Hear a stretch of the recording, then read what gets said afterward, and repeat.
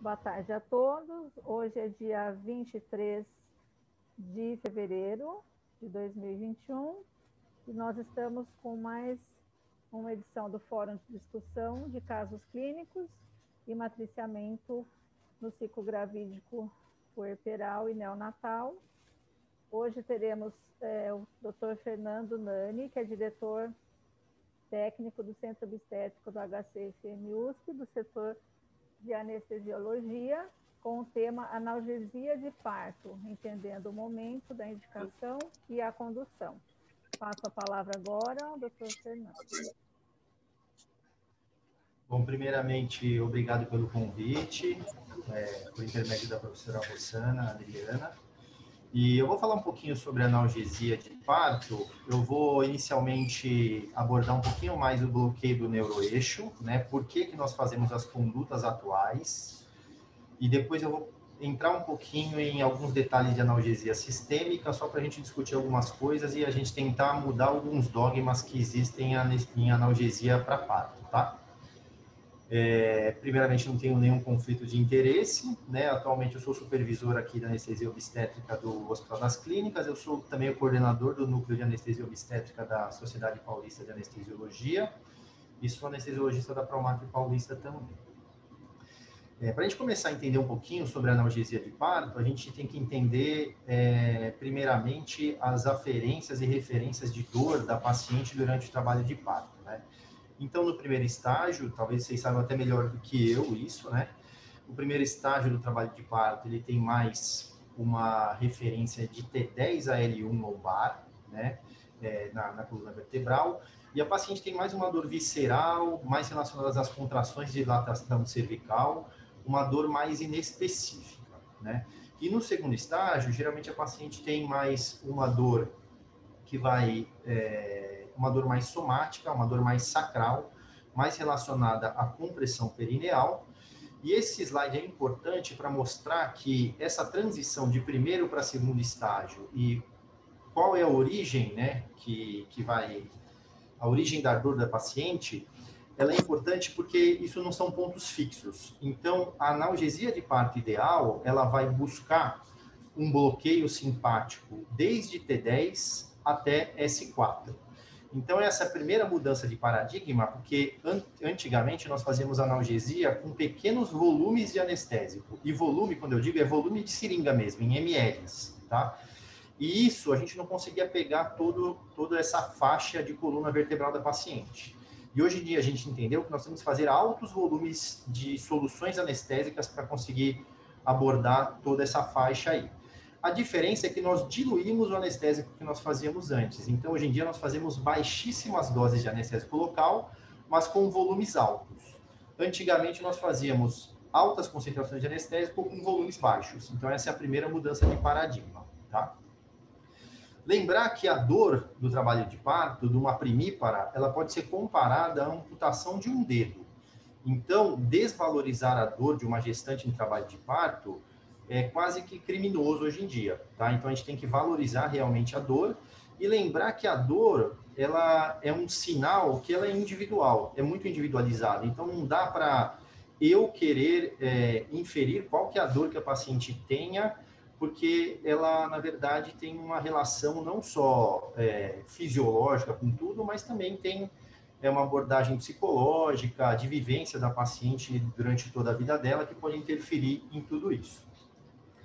A insatisfação no trabalho de parto, né, o mau manejo no trabalho de parto, ele pode levar a algumas complicações para a paciente. Então, ela pode levar a alterações na dinâmica familiar, tanto da mãe e do filho, quanto do casal, distúrbios psiquiátricos, depressão, transtorno de estresse pós-traumático e, inclusive, dor pélvica crônica, tá? Então, o mau manejo da analgesia de parto, ele pode ter efeitos a longo prazo para a paciente também.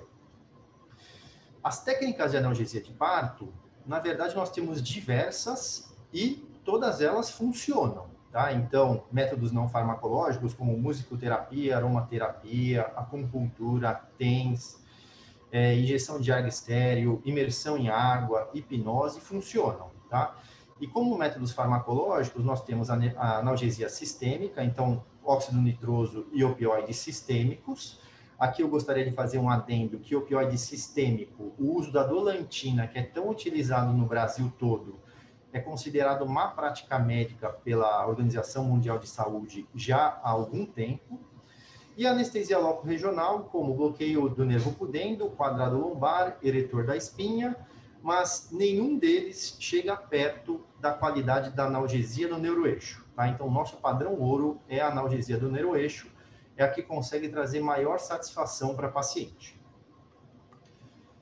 Esse slide eu coloco só porque essa revisão Cochrane, ela compara analgesia epidural versus a não peridural para analgesia de parto, então ele compara diversas modalidades e realmente ela demonstra que a analgesia no neuroeixo, aqui está epidural, mas vamos colocar como neuroeixo, ela é o padrão ouro realmente. E o que eu gostaria que vocês enfatizassem na mente de vocês quando vocês lerem qualquer artigo sobre analgesia é essa data aqui, 2005. A partir de 2005, nós começamos a fazer analgesia de parto naqueles moldes que eu falei no começo. Então, grandes volumes anestésicos, mas com baixíssimas concentrações de anestésico local. Dessa maneira, a gente não leva a paciente a ter um bloqueio motor ou as complicações que nós víamos antigamente. Então, nós estamos perto de completar 20 anos de um jeito diferente de se fazer analgesia de parto, e nós sabemos que muitos anestesistas não sabem por aí, e muitos serviços que manejam analgesia também não sabem disso por aí, e ainda fazem analgesia de um jeito mais antigo, tá? Mas isso tem chegado na cabeça dos anestesistas e isso tem mudado com o tempo. Diante disso, algumas revisões elas têm saído na literatura e justamente demonstrado que quando você faz uma analgesia com baixas concentrações de anestésico local, todas aquelas dúvidas que nós tínhamos em relação a se tem mais cesariana ou não, se vai para mais fórceps ou não, se a paciente complica mais ou não, elas têm caído por terra, tá? Então, fazer uma analgesia de parto no neuroeixo com baixas complicações, com baixas concentrações de anestésico local é muito favorável para a gestante, tá? Só ajuda na evolução do nosso parto e acaba não atrapalhando. Alguns trabalhos têm demonstrado, inclusive, que alguns estágios do trabalho de parto, eles são mais acelerados pela analgesia de parto do que o contrário, como se pensava anteriormente, que você poderia retardar o trabalho de parto, tá? Isso vale para primípara e vale para multípara também, tá? O que mais preocupava, né, nos preocupava na analgesia de parto, em relação ao andamento do trabalho de parto, essas revisões elas têm mostrado para a gente, e meta-análise e revisão sistemática, têm mostrado que esses efeitos parecem não ser importantes. Então, duração de segundo estágio, partos instrumentados, aumenta da incidência de cesariana, duração do primeiro estágio e as taxas de parto espontâneo, tá? Nenhum desses fatores eles são alterados significativamente pela analgesia de parto se nós utilizarmos baixas concentrações de anestésico local, tá? Talvez um evento só que se prolongue com a analgesia de parto, e isso é uma dúvida, é se o segundo estágio do trabalho de parto ele não ficaria um pouco mais retardado no tempo. Então, talvez o segundo estágio do trabalho de parto ele poderia se atrasar em cerca de 20 minutos, tá? Mas o primeiro estágio ele se encurtaria em mais tempo do que isso. Então, no tempo de parto total, provavelmente a gente teria uma diminuição no tempo de parto da paciente, tá? Lembrar para vocês que nós temos basicamente 3 jeitos de fazer analgesia de parto no neuroeixo: a raquianestesia, que é mais para o período expulsivo mesmo, a peridural e a combinada raquiperidural, que nada mais é do que fazer uma raque e passar um catéter, que geralmente nós temos kits específicos para a gente, é o nosso padrão ouro aqui no Hospital das Clínicas. A escolha da técnica, ela basicamente envolve a especificidade de cada técnica e o que nós desejamos, tá? Então, a epidural, ela tem uma maior latência, então ela demora mais para melhorar a dor da paciente, ela vai demorar cerca de 18 minutos, em média, para melhorar, para a paciente ter uma analgesia satisfatória. Vai durar mais o bloqueio, então ela é uma técnica ótima para a gente fazer a manutenção da analgesia de parto e ela gera menos hipotensão, porque o bloqueio simpático da peridural, como ela é mais lento, ela leva a paciente a ter menos hipotensão. A combinada, ela tem menor latência, então em cerca de 2 minutos, a paciente já tem uma analgesia satisfatória. pode ter hipotensão dose dependente, pode ter mais prurido dose dependente de opioides que nós utilizamos no neuroeixo, e tem menos falha parcial. Então, aquela falha parcial que nós vemos às vezes no trabalho de parto, o paciente começa a queixar de uma região que dói mais, quando nós fazemos a combinada, isso é diminuído também, tá? E a raquianestesia, na verdade, nós só recomendamos quando nós temos uma evidência de nascimento muito rápido e um obstetra experiente para avaliar essa bacia e a possibilidade que esse parto tenha sucesso, porque nós não teremos oportunidade de repetir essa analgesia novamente, tá? Então, basicamente, o que nós fazemos, o que mais se faz por aí, é a seguinte técnica de analgesia de parto. Nós fazemos uma dose inicial, então a paciente apresenta dor, solicita analgesia, nós fazemos uma dose inicial, seja no espaço peridural ou no espaço intratecal, que é onde se faz a RAC.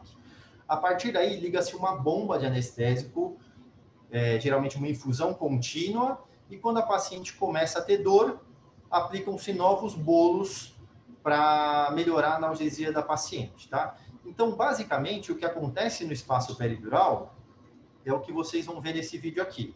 Fica uma solução, 10 ml hora lá, sendo infundida na paciente com a mesma velocidade.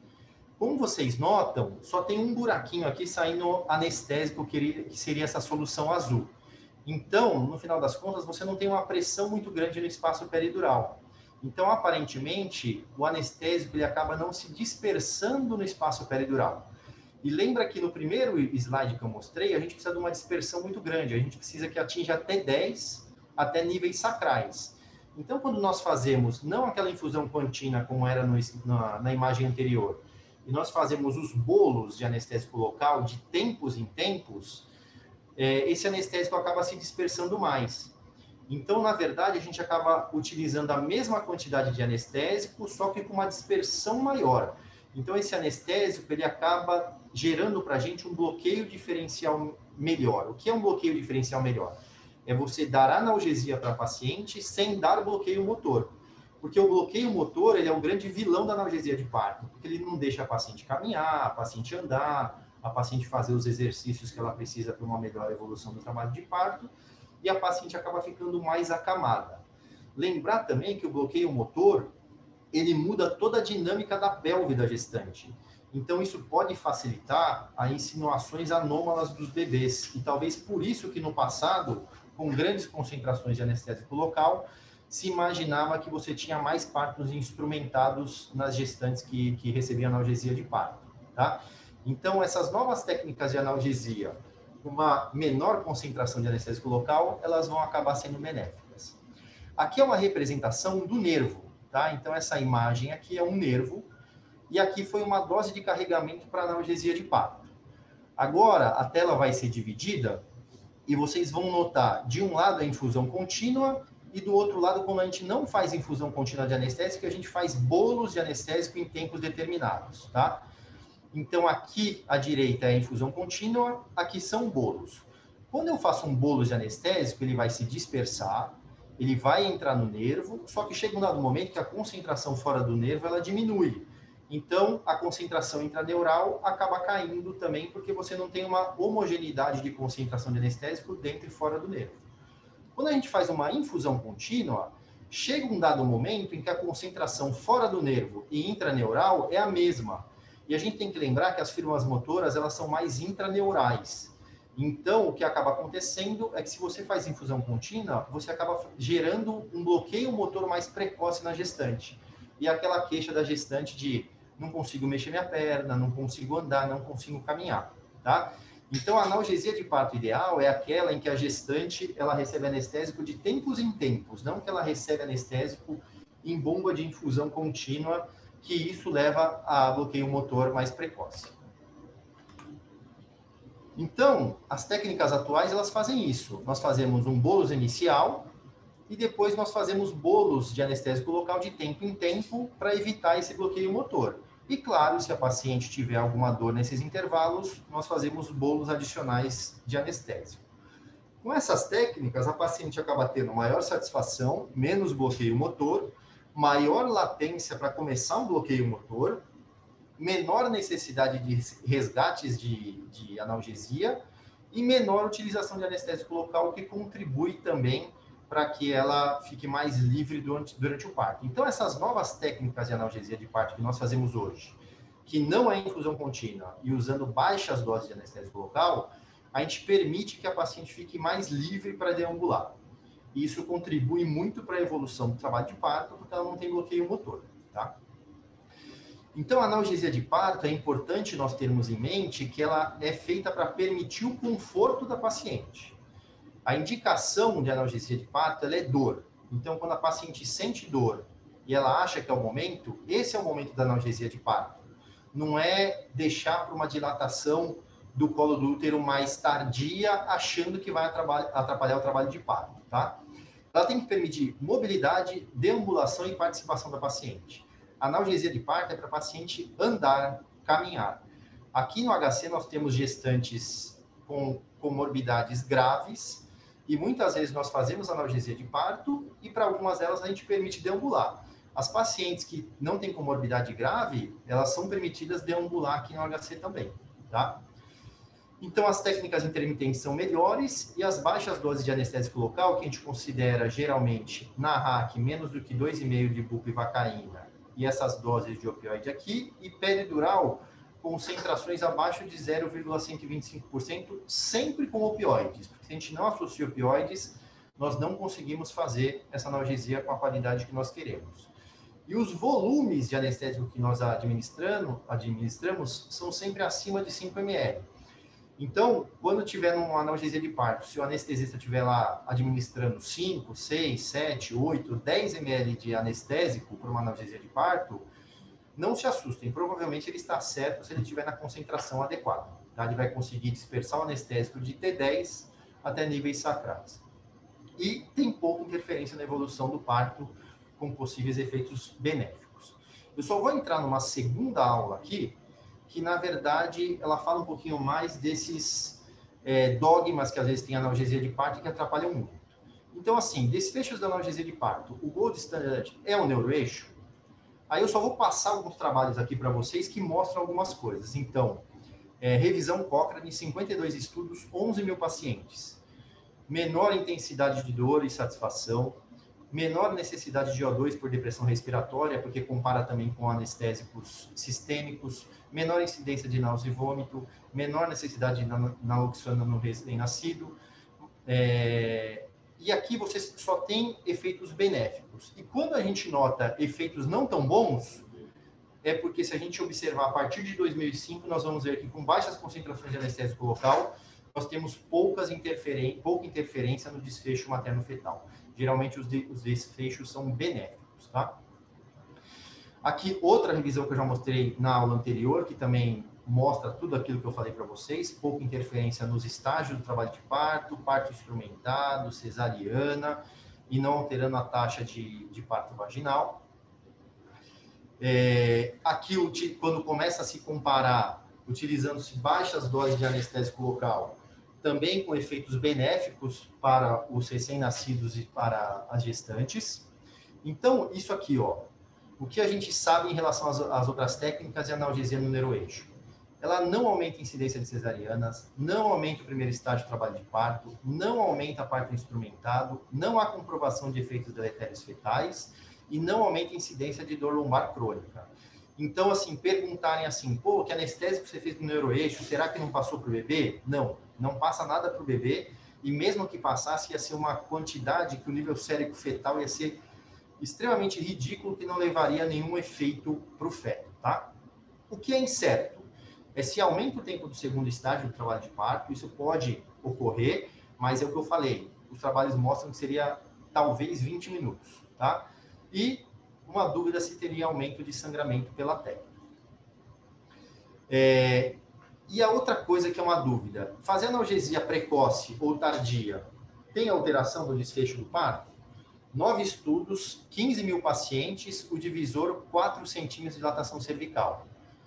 Foi avaliado cesariana, partos instrumentados, duração do segundo estágio, Apgar no primeiro, quinto minuto, pH arterial e venoso. Teve baixa qualidade para avaliar o primeiro estágio, mas a princípio nenhum desses desfechos foi alterado, Esse trabalho é outro que eu já acabei demonstrando para vocês. O divisor era 6 centímetros de dilatação, 7.000 pacientes, uma corte prospectiva, menor incidência de posição estacionária, não aumento do tempo do primeiro estágio e tendência de diminuição do segundo estágio. Então, tem até alguns trabalhos que mostram uma possível diminuição. E aqui mostra mais ou menos as curvas do trabalho de parto, quando você faz analgesia precoce e tardia, e no final das contas você vê que o desfecho das curvas é praticamente o mesmo, acaba não mudando muito a imagem das curvas, tá? Então, o recado é que a analgesia precoce ela não é deletéria para a evolução do parto. Só lembrar que até publicações obstétricas e não anestésicas recomendam a analgesia precoce, então quando a paciente tem dor, para você ter menos cesarianas, então você dá uma qualidade para a paciente que precisa na analgesia de parto é importante, tá? Então o momento da analgesia interfere? Mito. O único indicativo para o momento da analgesia é a dor da paciente. Então nós deveríamos colocar nas nossas cabeças que é a paciente que indica analgesia na maioria das vezes, tá bom? Analgesia sistêmica, remifentanil, protóxido. O protóxido está muito em voga aí, tem saído em vários lugares, e até uma tentativa de colocar muito nos hospitais. O remifentanil, ele é um opioide de ação curtíssima. Então, por que ele tem sido utilizado? Porque ele é metabolizado por estearases plasmáticas. Então, ele é metabolizado em 10 minutos. Então, se um adulto ou um bebê receber remifentanil, em 10 minutos é para ter sido metabolizado já, e aí o paciente, qualquer efeito que esse opioide tenha causado, ele vai passar, tá? O problema é que ele é o opioide mais potente que nós temos, tá? Ele é cerca de 1000 vezes mais potente do que a morfina.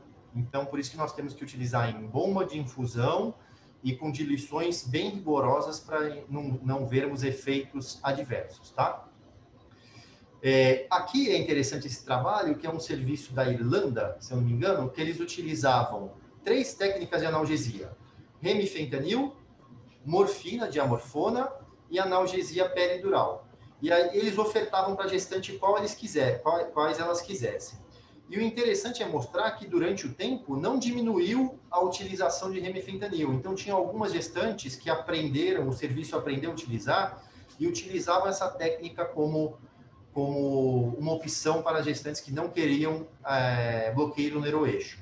Porque tem uma discussão em anestesia que se a paciente se nega a receber bloqueio do neuroeixo, essa seria uma contraindicação absoluta, tá? Mas em obstetrícia a gente relativiza essa contraindicação absoluta porque a morbidade e mortalidade com anestesia geral ou anestésicos sistêmicos é maior para a gestante mesmo, tá? Aqui também era para mostrar que os desfechos eles não acabam se alterando muito quando a gente acaba utilizando o remifentanil. Então ele pode ser uma técnica segura para pacientes que não possam receber analgesia no neuroeixo. E a única coisa que a gente tem que tomar cuidado com o remifentanil é que os desfechos neonatais eles são muito maiores porque você utiliza uma analgesia sistêmica, tá? Então, é uma técnica de analgesia em que precisa ter um anestesista ao lado da paciente para receber essa técnica anestésica, porque pode levar a hipóxia, hipoxemia e pode levar a alterações cardiotocográficas. Quando você faz remifentanil em infusão contínua, a frequência cardíaca fetal ela tende a diminuir a variabilidade e tende a diminuir a frequência cardíaca fetal também. Então, você tem que ter um obstetra que também esteja acostumado a ver aquele evento na cardiotocografia para ele entender se aquilo é um sofrimento fetal ou se é efeito do anestésico, tá? Aqui no HC a gente acabou criando essa familiaridade, então a gente acaba trabalhando junto e tomando essas decisões em acordo, tá? Mas depois que se pega o jeito de funcionar, ela vai muito bem. E os bebês nascem muito melhor do que você fazer opioides de ação longa, como fentanil, por exemplo. Falando um pouco sobre o óxido nitroso, o protóxido, o que a gente tem de literatura, na verdade, é o seguinte: ele auxilia, sim, na analgesia de parto, só que se você for perguntar para as gestantes que foram até o final do trabalho de parto recebendo o protóxido, elas vão falar assim: e aí, foi boa a analgesia que você recebeu? Metade vão falar assim: não foi boa.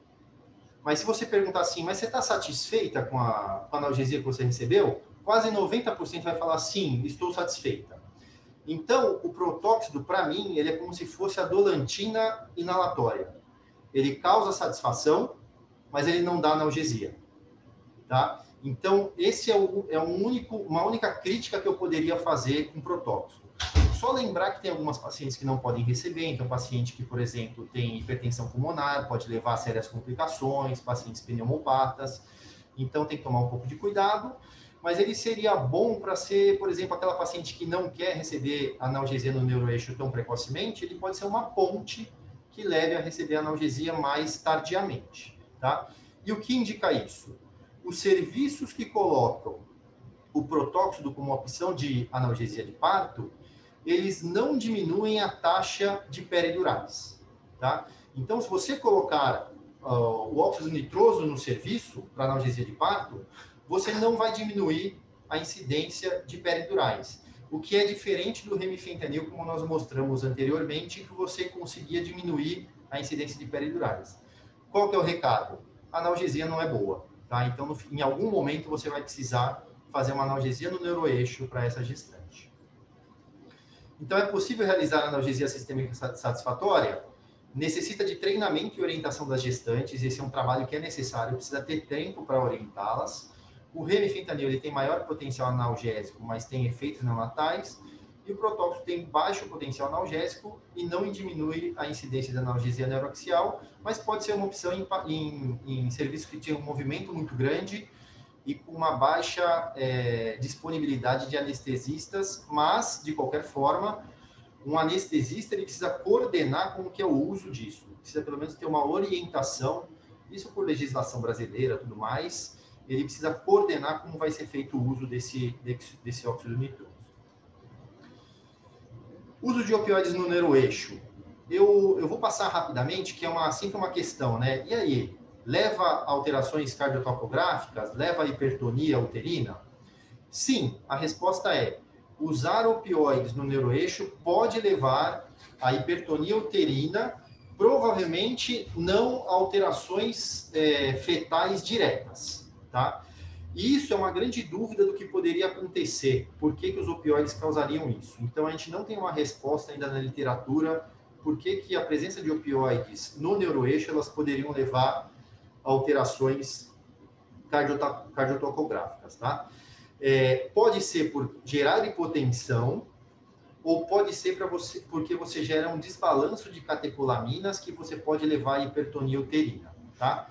Qual que é o recado principal? Tirar opioides do neuroeixo para fazer analgesia não funciona, porque você vai ter que aumentar a concentração de anestésico local, e nós falamos desde o começo que fazer altas concentrações de anestésico local é deletério para o parto, evolui pior, tá? Então, o grande recado é: nós temos que fazer baixas concentrações de opioide no neuroeixo. E essa é uma tendência da anestesia atualmente também, e nós temos diminuído cada vez mais essa concentração de anestésicos opioides no neuroeixo. E aqui a gente só colocou um exemplo de uma cardiotocografia, que é justamente o que acontece muitas vezes depois de uma analgesia.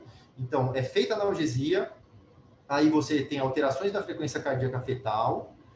Só que o que a gente precisa ter, às vezes, é um pouco de calma, tentar entender o que aconteceu. Aconteceu hipotensão? Trate a hipotensão, corrija alguma coisa, coloque em decúbito lateral, tente melhorar todas as condições da paciente antes de, talvez, a gente indicar uma cesariana, tá? Que muitas vezes isso vai recuperar e a gente consegue levar o parto até o final, tá bom? Saiu uma revisão agora que o oxigênio não alteraria muito quando você tem sofrimento fetal, você dar oxigênio, parece que você não altera nada no desfecho de parto do paciente, nem desfecho fetal, tá? Mas corrigir hipotensão, usar um pouco de vasopressor, fazer um pouco de cristalóide, se a paciente tiver hipovolêmica, talvez a gente consiga ajudar. E muitas vezes, se o útero está hipertônico, faz pequenas doses de tridil, de nitroglicerina, relaxa o útero ali momentaneamente, e aí a gente avalia se consegue levar o parto dali para frente. Então, certezas possivelmente apresentam efeitos uterinos deletérios, porém sem efeitos fetais, e são relacionados à dose, tá? Incertezas quanto às doses e os mecanismos. E só lembrar que analgesia peridural e depressão, você parece que você fazer uma analgesia de qualidade, você diminui depressão pós-parto, tá? Então, um parto bem conduzido por toda a equipe diminui efeitos deletérios para a mãe no pós-operatório, tá? E uma coisa importante é que, eu estou passando meio rápido aqui, só para não ficar detalhando muito, mas depois, se vocês quiserem, fica à vontade para pegar esses slides aí, tá?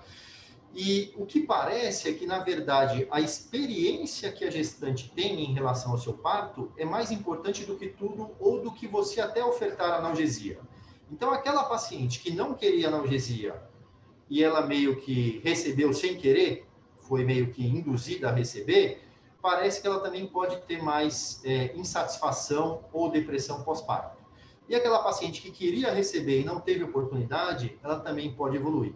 Então, parece que a experiência que a paciente, o que ela espera do parto e o que aconteceu, isso parece que é mais importante até do que você ofertar a analgesia de parto.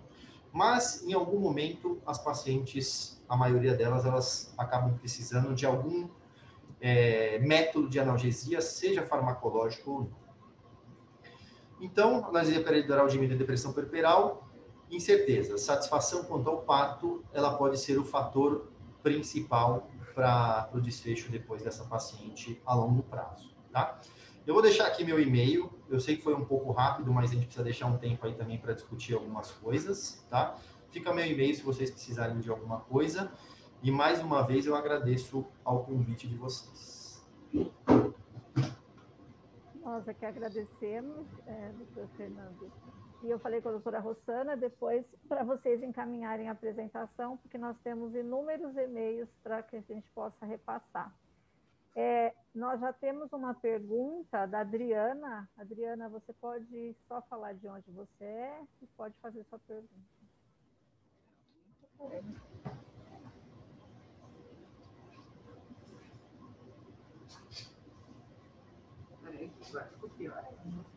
Espera aí, Drick, nós não ouvimos. Ela não fez ainda a pergunta, doutora Rossana. Uma coisa, senão você não vai ouvir. Vocês estão ouvindo? Oi, consegue repetir a pergunta que eu não ouvi? Ela não fez, ela disse que apertou errado, ela levantou a mão errado. Então, fica à disposição para quem quiser fazer pergunta para o doutor Fernando e doutora Rossana.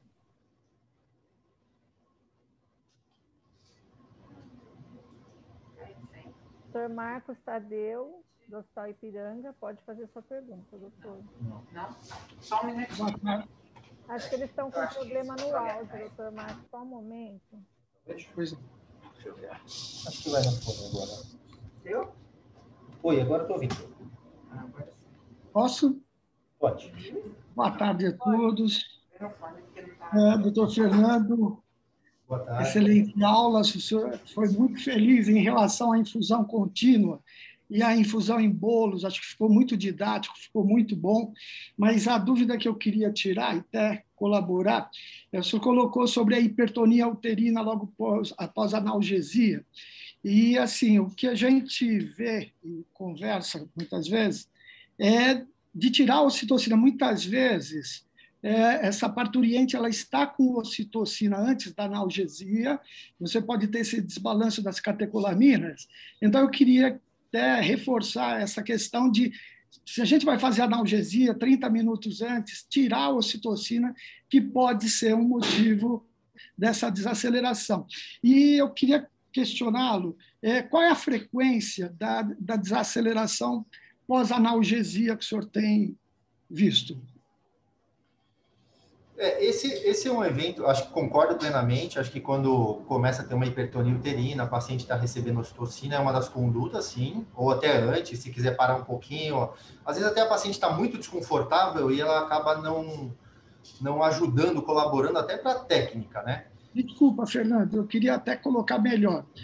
Colocar como uma rotina, tirar a ocitocina antes de fazer a analgesia, para ter uma forma de prevenção dessa diminuição da frequência cardíaca. Queria a colaboração da professora Rossana também a respeito disso. Então, uma coisa que a gente tem colocado muito é que, assim, a gente precisa analisar cada caso, né? Então, por exemplo, se eu tenho uma paciente que ela já está com uma uma distocia funcional com hipocontratilidade, nessa eu não preciso estar mexendo em nada na ocitocina, né? Mas se eu estou com uma outra que eu já vejo que tem uma taxistolia, se ela já tem a taxistolia que já leva à hipertonia, eu teria que pensar nessa possibilidade, sim, de estar diminuindo. Normalmente, a gente não diminui, a gente faz analgesia, mas a gente já monitora a seguir e a gente já vai manejando à medida, o paciente acabou a analgesia, você já começa aquele manejo para ver. E aí você pode ter que parar a ocitocina, você pode ter que hidratar para melhorar essa contração, mas normalmente a gente não diminui antes de fazer a analgesia. Perfeito. Obrigado. Em relação à incidência, eu não sei dizer em dados qual seria a incidência que nós temos de alteração após analgesia. Isso eu não lembro de cabeça. O que eu tenho percebido é que tem diminuído isso, porque mais precoce faz. Nós estamos fazendo cada vez mais precoce aqui no HC, e algumas pacientes elas chamam um pouco a atenção. Então, aquelas pacientes que começam com uma dor muito intensa no começo do trabalho de parto, são pacientes que chamam a atenção, que muitas vezes vão para alterações cardiotocográficas, ou pacientes que estão no final do parto, mas com um nível de dor muito alto também, tá? O que pode acontecer muitas vezes também é uma dilatação do colo uterino, às vezes a analgesia ela faz isso, e aí a paciente às vezes está com 7 centímetros, ela vai para total, o bebê encaixa, e aí começa a ter alterações cardiotocográficas, mas aí você observa que o bebê vai nascer dali a alguns minutos, então isso pode acabar acontecendo também, tá? Mas é mais isso, em dados, em números, eu não sei dizer, de verdade. No da Karen foi 31% de alteração, mas aqui a dilatação era 7 centímetros. Tá. Então, é o que a gente não faz mais, né? Tá. Tem um trabalho aqui do HC, que quando se fazia a partir de 7 centímetros, chegava a ter 30% de alteração cardiotocográfica. Mas isso a gente não vê mais, né? Não vê mais, não. Não vê mais. Caiu drasticamente. Obrigado. Temos uma pergunta da doutora Carla Zenha. Quando é feita a analgesia, o parto continua sendo conduzido por enfermeiras e obstetrizes ou somente por médicos? Não, a analgesia de parto, se a enfermeira ela tem condições de tocar o parto, a analgesia pode ser feita pelo anestesista e a enfermeira ir até o final com o parto. Isso não tem problema nenhum, tá? Eu sei que muitos hospitais por aí cobra-se isso, mas se a enfermeira tem condições de fazer o parto, você tem que fazer a analgesia de parto para a paciente, independente de quem esteja conduzindo o parto.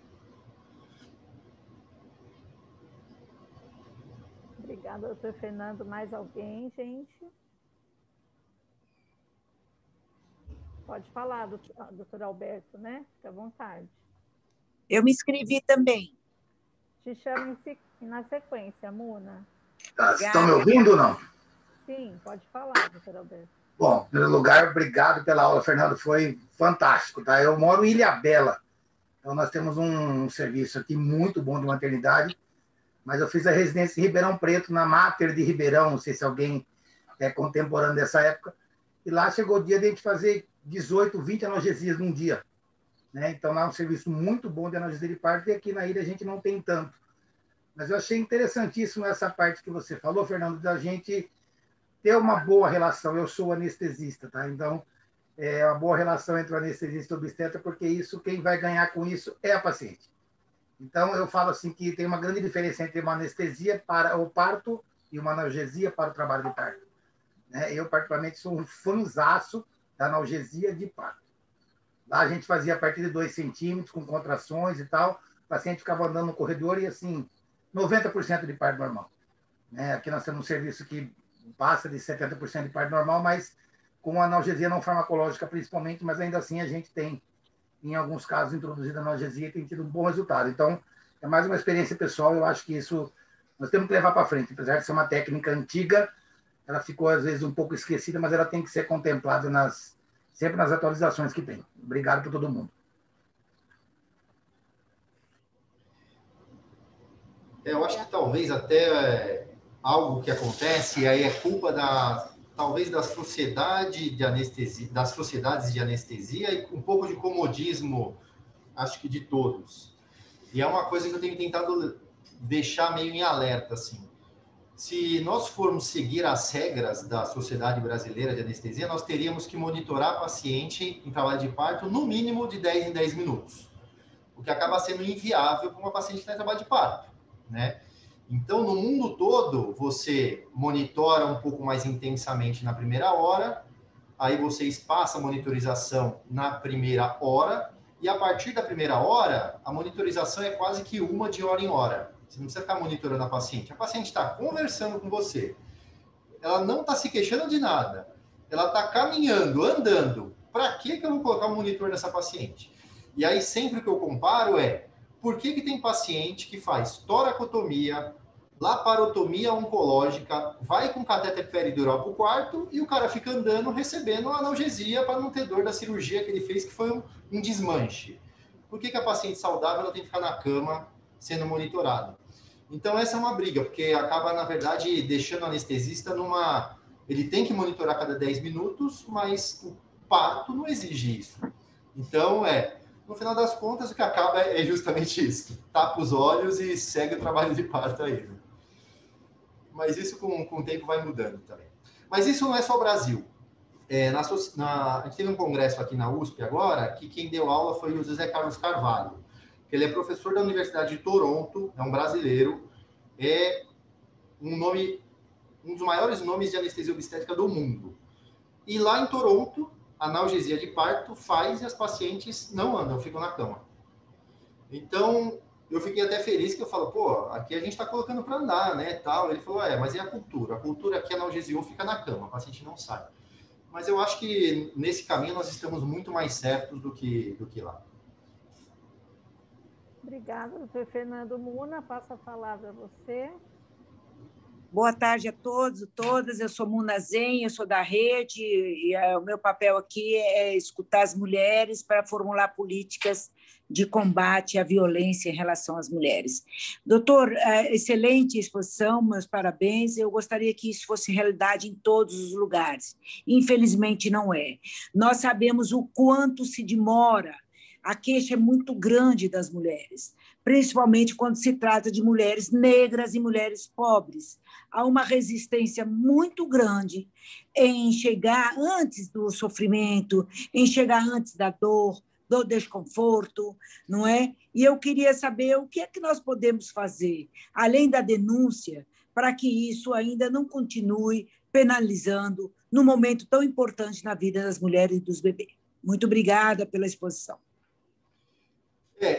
Eu acho que tem alguns caminhos aí, né, que eu acho que a obstetrícia, infelizmente, os centros obstétricos nos hospitais, eles são um lugar que eles são meio renegados para algumas coisas, né? Então, material para anestesia é sempre...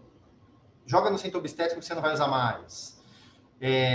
A maioria dos hospitais não querem investir em qualidade da anestesia para você... por exemplo, ter kits de duplo bloqueio, ter agulha de peridural com catéter para você ofertar analgesia. Tem as políticas também de, por exemplo, um anestesista só pode fazer uma anestesia por vez. Sendo que para analgesia de parto, você pode fazer analgesia de 2, 3 pacientes, qual que é o problema? O importante é que você tenha alguém que seja uma retaguarda para fazer uma anestesia para uma cesárea, que daí já é um evento, uma anestesia realmente, que a gente precisa ter um pouco mais de olhar, né? Então, acho que a gente precisa fazer algumas mudanças na política de tudo. Então, obstetras, anestesistas trabalharem junto para isso, né? Para a gente consiga ofertar mais anestesistas para fazer analgesia, né?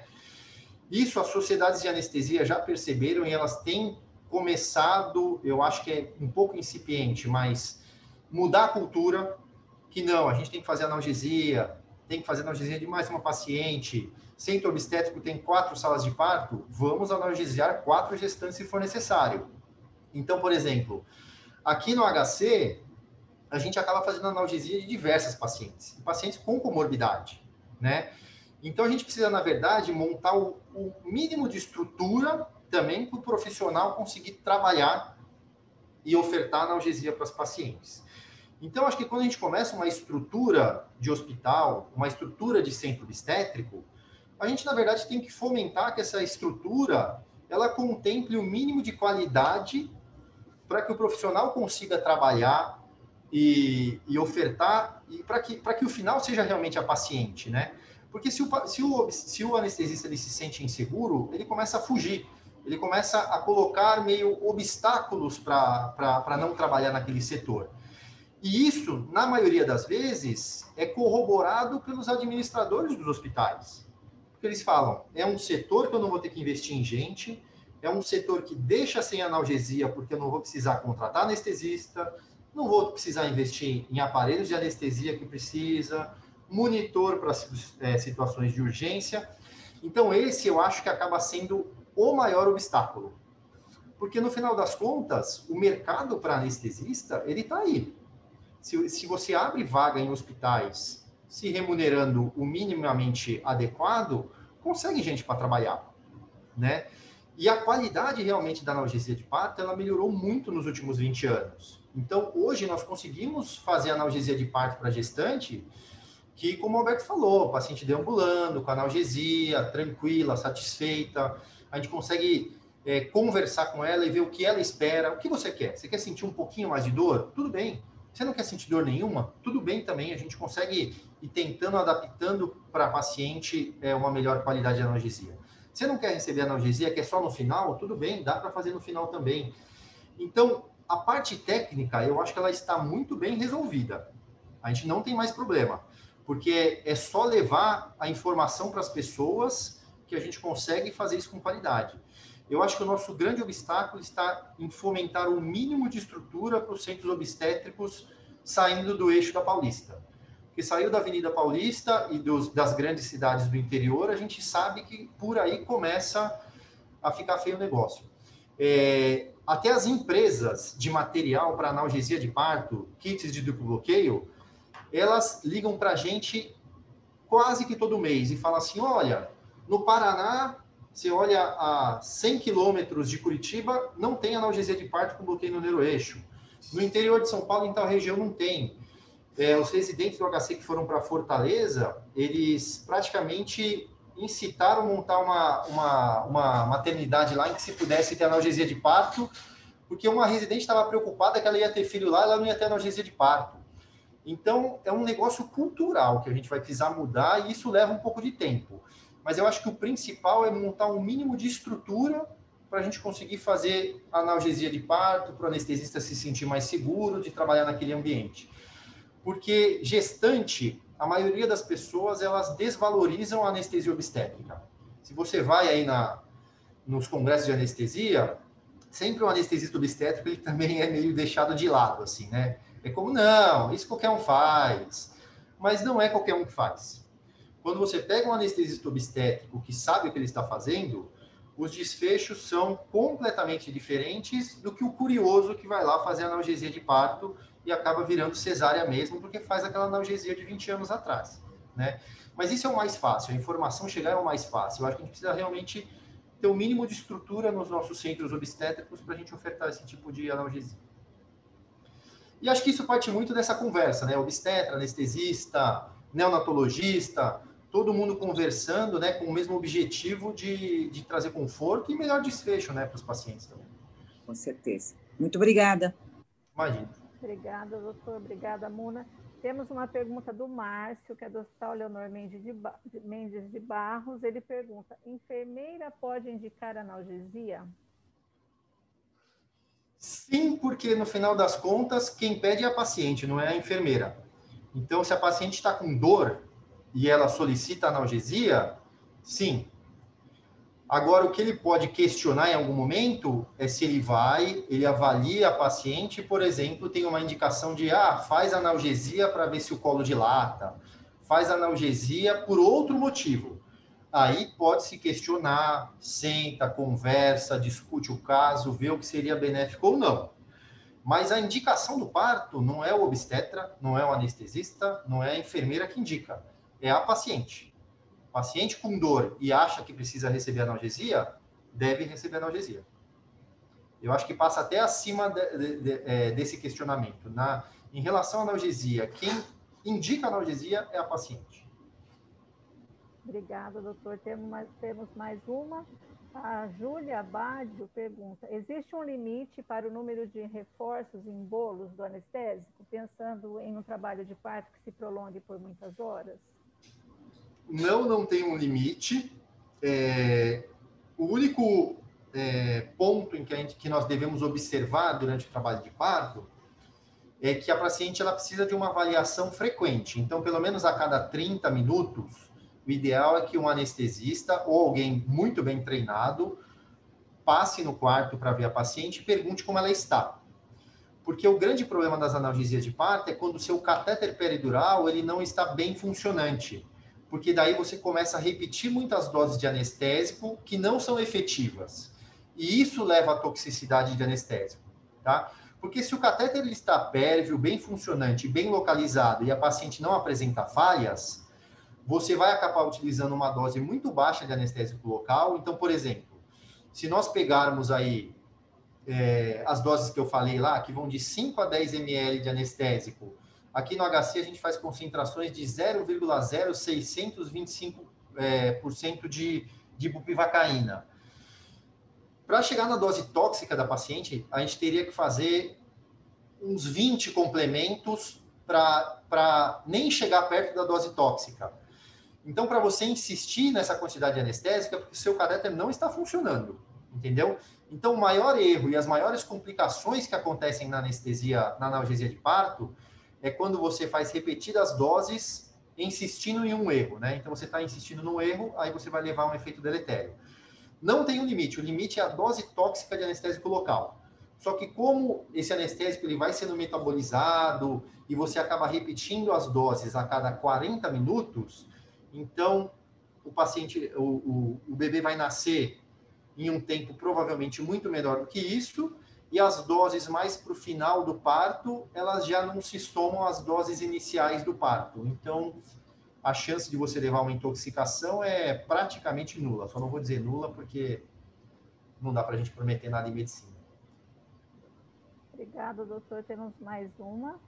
A gestante deve ficar com cardiotoco contínuo após a analgesia até o momento do parto?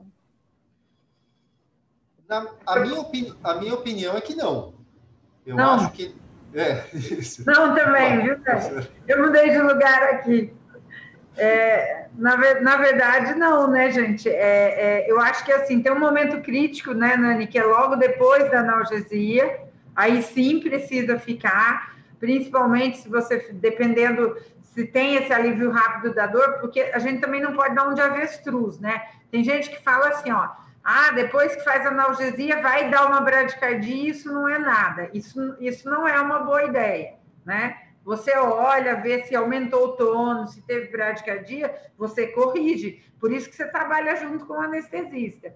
Mas depois que estabilizou e ficou tudo bem, aí você pode voltar para a cardiotoco intermitente se a cardiotocografia estiver boa. Tá? Nada de grudar paciente na cama não, né, Nélio? Eu sou contra. Por mim, pode plantar bananeira, depois da analgesia, tá a perna mexendo, movimentação total. A única coisa, só um detalhe, a única coisa que nós contraindicamos das técnicas não farmacológicas e que ajudam no parto, é ela ir para a banheira. Porque, na verdade, a gente tem um catéter que está em contato com o neuroeixo e aí você vai ter secreção vaginal, vai ter outras secreções e você pode ter um risco de contaminação. Então, é a única coisa que nós não autorizamos mais a paciente a fazer, tá? Para não perder o catéter, não ter uma nova pulsão. Temos uma outra pergunta. Eu vou responder a minha parte da secretaria e passo para você, tá bom, doutora Fernanda? O pessoal de Osasco, deve ser a doutora Mônica, perguntando se temos dados sobre o percentual de partos com analgesia nos serviços públicos de São Paulo. A Coordenadoria da Saúde da Mulher, meninas, ela tem uma resolução 42, que é de 2015, que ela trata das boas práticas do parto e nascimento para os hospitais estaduais. Nessa resolução é previsto também a analgesia. E aí isso é acompanhado pelas coordenadorias de contrato de gestão, que nós chamamos de CGCSS, e pela Coordenadoria de Serviço de Saúde, que é a CSS, que são os hospitais de administração direta. Eles entram como indicadores, que são acompanhados por ambas as coordenadorias. As outras gestões têm uma outra forma de avaliação, e eu não saberia te passar a porcentagem, mas eu fico devendo para vocês. A Saúde da Mulher acompanha isso. Então, da parte da Coordenadoria da Saúde das Mulheres, sim, eles têm o acompanhamento, tá bom? Não sei se o doutor Fernando quer complementar.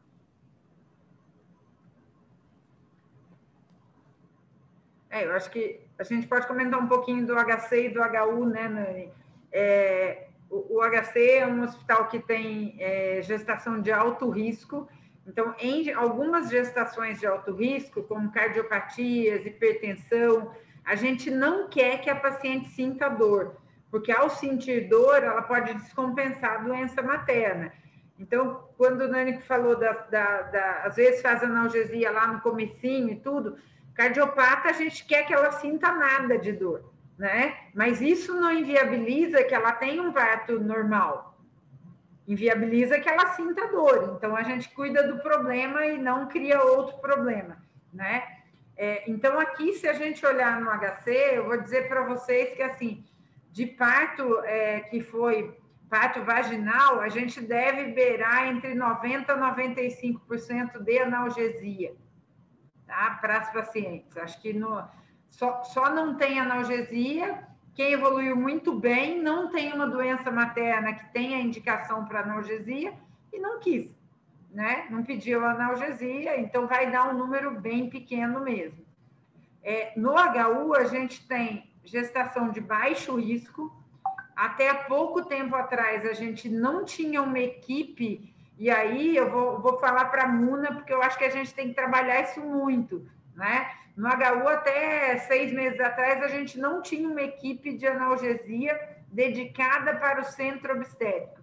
Se a gente quiser que as mulheres tenham analgesia, a equipe de anestesia do centro obstétrico tem que ser exclusiva para o centro obstétrico, tá? Não dá para a gente achar que quem faz a cirurgia de urgência vai fazer uma analgesia de 6, 8 horas. Não vai. O perfil de profissional é outro, né? Então, lá, a gente fazia um percentual baixo, a gente chegou a situação de fazer 30% de analgesia. Hoje, a gente está em torno de 55% de analgesia e até aumentando um pouco mais. Lembrando que na gestação de baixo risco, você também tem uma possibilidade de trabalhar bastante com método não farmacológico de alívio da dor, né? Então, você pode escalonar, você faz o método não farmacológico e aí, quando não resolveu, você passa para o método farmacológico. O que a gente não pode é não fazer analgesia para quem está pedindo analgesia, né? Porque isso para mim, é uma das maiores violências obstétricas que a gente tem no nosso país, é isso. E se a gente olhar aquela pesquisa Nascer no Brasil, o percentual de analgesia para as mulheres que chegou em trabalho de parto espontâneo dá em torno de 35%. Isso somando serviço público e privado, tá? Ou seja, no serviço público deve ser extremamente baixo. Enquanto a gente não lutar para ter equipe de anestesia obstétrica dedicada e exclusiva para o centro obstétrico, isso não muda.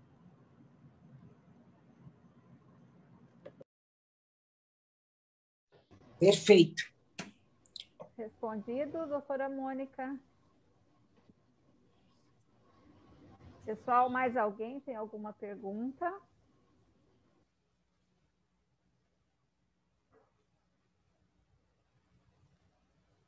Se ninguém tiver pergunta, estamos chegando ao término, né, do nosso fórum.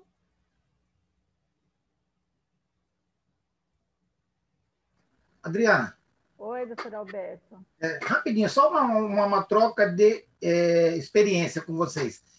No pré-natal da cidade de vocês, é tocado no assunto sobre analgesia de parto?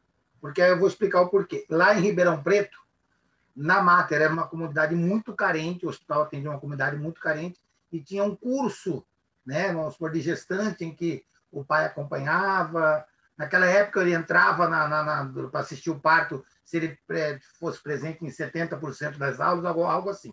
Aqui em Ilhabela também, o pré-natal, a gente aborda bastante sobre isso, mas eu acho que quando a mulher ela ouve falar em analgesia lá no pré-natal, talvez ela não chegue tão assustada. Ela vai enfiar uma agulha nas minhas costas, vai fazer um remédio, não sei o quê, entendeu? Não sei, mais uma troca de experiência. Alberto, eu conheço bem o serviço da Mater, né? Conheço a Elaine, a Silvana, né? Então, na verdade, eu acho que lá na Mater tem uma coisa que dá muito certo, que é a história da gestante que vai ter o parto na Mater. Ela vai para lá em volta de 36 semanas, né? Ela sai do atendimento da unidade básica e passa para a Mater. Isso daí facilita muito, eu acho que é uma coisa que a gente tem que começar a pensar. Por quê? Porque você falar da analgesia, você só pode falar onde você tem analgesia para dar, né? Porque qual o problema que a gente tem? Se você pensar assim, se a gente passasse isso para todas as UBSs da cidade de São Paulo, todo mundo ia falar que existe... É só a gente pensar, né? Por que ninguém vai atrás da analgesia? Porque ninguém quer realmente garantir a analgesia de parto. Porque a hora que você fala na UBS, né, que você tem analgesia, a senhora, se quiser, pode pedir analgesia, ela chega no hospital, ela pede e não tem. Então, eu acredito que ninguém fala disso mesmo, entendeu? Então, eu acho que o motivo de não se falar em analgesia é o medo de não ter analgesia para oferecer. Por isso é que eu acho que isso tem que ser uma política de valorização mesmo da mulher, da gestante, né? A gente fala tanto em políticas de valorização, isso é valorização. É ter o anestesista ali disponível, né? É você ter um centro obstétrico ótimo, né? E não ter um centro obstétrico com o material mais velho que tem. Então, acho que é isso que a gente precisa começar a trabalhar. E aí, quem sabe, a gente possa contar lá no pré-natal, né? Que tem analgesia, ela pode pedir. Doutora Rossana, gostaria de complementar esse trabalho, é o que a Secretaria de Estado vem fazendo já há alguns anos, vincular, né, a gestante ao pré-natal precocemente, para que essa mulher tenha a possibilidade de fazer vínculo com a maternidade de referência. Todos os DRS têm, os hospitais são de referência para o alto risco, para o risco habitual, e aí a intenção é que tenha um plano de parto acompanhado com essa mulher, e quando ela for para essa maternidade, e aí é isso que a doutora Rossana está falando, tendo a estrutura, como é que vai ser a oferta para essa mulher durante o pré-natal, para que ela possa ser encaminhada devidamente. Tem muito essa questão da maternidade não ter condições, e aí isso não é trabalhado no pré-natal. Doutor Alberto, é uma dificuldade que nós temos ainda, e considerando, né, que o ciclo que a mulher ela percorre não é só estadual, também é municipal, então a gente... A mesma sala da atenção básica. A gente... Deixa eu só puxar o microfone da Cariane, está aberto, consegui? Então, é um trabalho que a gente faz, é uma construção que não é fácil, demanda tempo, demanda recurso, né? Recurso não só de profissionais, mas recursos financeiros, mas são dificuldades aí que a gente tenta atravessar ao longo do tempo. Posso fazer mais uma pergunta, doutor Fernando e doutora Rossana? Espera aí que eu perdi a pergunta. Emily, ela pergunta se a ingestão oral de alimentos após analgesia é risco? Tem. O que você recomenda? Cariane, você pode fechar seu microfone, por favor? Ai, meu Deus, por que tem? O senhor ouviu, doutor Fernando? Ouvi sim. Na verdade, assim, a alimentação da gestante no trabalho de parto, ela é controversa e nós não temos uma resposta absoluta ainda. Porque é o seguinte, a grande preocupação da paciente se alimentar plenamente durante o parto é a maior complicação que pode acontecer, que é em alguma complicação ou indo para cesariana e precisar manejar a via aérea dessa paciente, é o risco de regurgitação e broncoaspiração do conteúdo gástrico para o pulmão. Isso leva a uma pneumonite química com uma mortalidade altíssima. Então, é por isso. É um evento extremamente raro, mas extremamente grave. Então, por isso que se briga tanto pelo jejum, os anestesistas brigam tanto pelo jejum, tá? Aí o grande problema é que saiu uma revisão da Cochrane que comparava a paciente com dieta líquida e dieta leve ou dieta plena durante o trabalho de parto, e ela viu que não tinha modificação no desfecho materno e fetal. Só que a grande complicação, que era a broncoaspiração do conteúdo gástrico, essa revisão não tinha poder para avaliar essa complicação.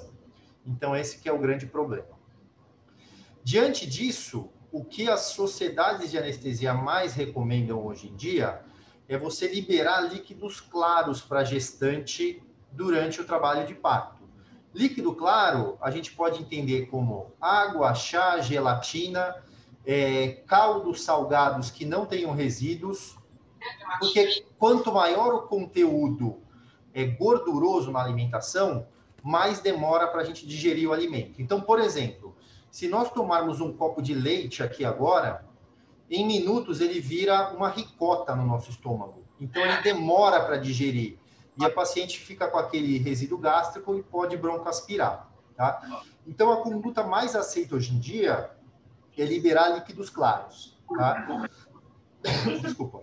E aí o grande desafio é as instituições elas conseguirem manejar esse tipo de alimento para o trabalho de parto, para que fique um pouco mais confortável para o paciente. Então, o que nós tomamos geralmente por conduta aqui no HC? Quando a paciente vai fazer o preparo de colo, geralmente a gente libera que ela se alimente, e aí a gente pode até avaliar, não entrou em trabalho de parto ainda, está indo devagar, às vezes a gente pode liberar mais dietas, mas a gente vai tirando ou diminuindo o conteúdo gorduroso dessa alimentação, e a partir do momento em que ela entrou em trabalho de parto, a gente prefere que a paciente entre com esse tipo de dieta, líquidos claros, justamente porque tem uma absorção muito mais rápida pelo estômago e a chance dela ter um grande conteúdo gástrico que leve a complicações para ela acaba sendo menor, tá? No Brasil, nós falhamos ainda um pouco em fazer essas revisões, né, sobre aspiração de conteúdo gástrico, isso a gente não tem, né, a gente perde. Mas existem algumas revisões britânicas que ainda colocam isso como um problema, tá? E 60% das mortes e morbidade relacionadas à anestesia obstétrica, elas estão relacionadas a manejo de via aérea, que é não intubação, não ventilação ou aspiração do conteúdo gástrico. Então, como é uma das coisas relacionadas à anestesia que mais leva a morbidade e mortalidade, por isso que toma-se esse cuidado, tá? A professora Rosana sabe, eu sou um cara favorável a se alimentar, a andar, a paciente ter bastante liberdade durante o parto. Mas eu também não sou um cara que gosto muito de matar no peito algumas aventuras que eu não tenho certeza ainda, tá? Então, aqui no HC, nós temos começado a treinar os anestesistas a fazerem ultrassom de estômago, porque daí eles conseguem ter uma noção melhor do que a paciente tem de resíduo gástrico ou não. Então, por exemplo, outro dia tinha que passar um permicate sob sedação numa gestante. Aí fica aquela dúvida, né? É gestante, é estômago cheio. É renal crônica, é estômago cheio. Aí foi feito um ultrassom gástrico, viu que o estômago estava vazio. Aí deu para fazer uma sedação para o paciente sem correr grande risco. Então, isso com o caminhar de inovação, de treinamento da equipe toda, acho que a gente vai conseguir melhorar com o tempo. Mas a conduta mais aceita hoje em dia, e que é a que eu levo, líquidos claros. E aí, líquidos claros, lembra de gelatina, lembra de caldos salgados que não tem um grande conteúdo gorduroso, lembra de picolé de fruta sem pedaço, que também é uma opção, que daí você consegue ir variando as coisas e a gestante consegue ficar mais confortável durante o parto. Ok, muito obrigada. Bom, Entrar em trabalho de parto nessa maternidade. Fernando tem picolé, gelatina. Eu quero estar nessa maternidade também. Nem todas, mas acho que a gente pode ir trabalhando com a nutrição com o tempo, né? A professora Rossana e eu, a gente no HC, a gente briga para ir melhorando essas coisas. Às vezes a gente até adapta, às vezes a gente tem um chazinho nosso de tomar, a gente oferta para paciente também, a gente vai adaptando as coisas. Nas particulares, eles têm mais colocado essas coisas, eles conseguem colocar isso, né? Mas eu acho que com o tempo a gente vai conseguir adaptando essas coisas na dieta e vai conseguindo adaptar as coisas. Isso leva tempo. É bater a cabeça na parede muito tempo e vai melhorando. Bom, pessoal, acho que agora chegamos ao término do nosso fórum. Antes de fazer os agradecimentos, lembrar vocês que dia 2 de março teremos o nosso fórum com o tema tireoidiopatias e gravidez com a doutora Fernanda Cristina Mikami, tá? Encaminho assim que eu tiver o link para todos. Agradecer imensamente, doutora Rossana, nossa mestre, matriciadora, a indicação do Dr. Fernando Nani. Dr. Fernando Nani, muito obrigada. Acho que o senhor apresentou com maestria o tempo inteiro suas respostas. Muito obrigada. Seja sempre muito bem-vindo nesse espaço. Agradecer aos participantes, cada vez mais frequentes. Muito feliz pela presença e apoio de vocês nesse espaço. E agradecer, deixar para a doutor Fernando e a doutora Rossana fazerem o fechamento. Muito obrigada, boa tarde a todos. Eu só queria agradecer o convite mais uma vez, aí pelo intermédio da professora Rossana. Eu adoro essas interações de especialidade, porque eu acho que trabalhar sozinho é sempre muito mais difícil. E aqui no HC nós conseguimos isso, nós trabalhamos bem unidos mesmo. Eu acho até que eu sou mais do departamento da obstetrícia do que da anestesia aqui no HC. E é muito interessante essa interação com todos da equipe, enfermagem, fisioterapia, todos os obstetras, as outras especialidades. Eu acho que esse é o caminho. Se nós não caminharmos com esse caminho, não dá certo. E nós demoraremos muito para avançar em muitas coisas que nós desejamos. Então, acho que o diálogo entre as especialidades é o único caminho possível. E muito obrigado pelo convite e a participação de vocês.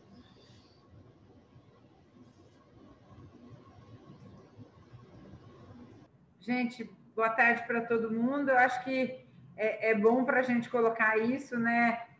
Foi bom ver o Alberto aqui também, né, trazendo a experiência da Mater, que é uma experiência sensacional, e acho que a gente tem que brigar mesmo, viu, Muna? A gente tem que brigar muito para melhorar a qualidade. Às vezes a gente briga para ter alguma coisa, ao invés de brigar tanto pela qualidade. A gente ainda tem muita maternidade no estado de São Paulo que não tem anestesista presencial, que não tem equipe de plantonista de obstetrícia, e isso, na verdade, é inadmissível, né? Então, acho que é bem importante a gente trabalhar desse jeito. A Elaine só perguntou aqui se a analgesia atrapalha a condução. Não atrapalha em nada, só ajuda. Tá? Só ajuda. Quando ela atrapalha, é porque ou você tem um obstetra ruim, que não conseguiu falar direito para o anestesista qual era a evolução do trabalho de parto, ou você tem um anestesista ruim que não sabe a dose de anestésico para aquela fase do trabalho de parto. E os dois anestesistas estão concordando, tá? Então, não é verdade? A comunicação está ruim. Ou então os dois são bons, mas se comunicam mal. Tá? Se comunicar bonitinho, não para trabalho de parto e vai até muito melhor. Tá bom? Acho que é isso. Tá bom, gente? Boa tarde para todo mundo e até a próxima terça. Muito obrigada. Tchau, Adri. Obrigada. Até terça. Obrigada.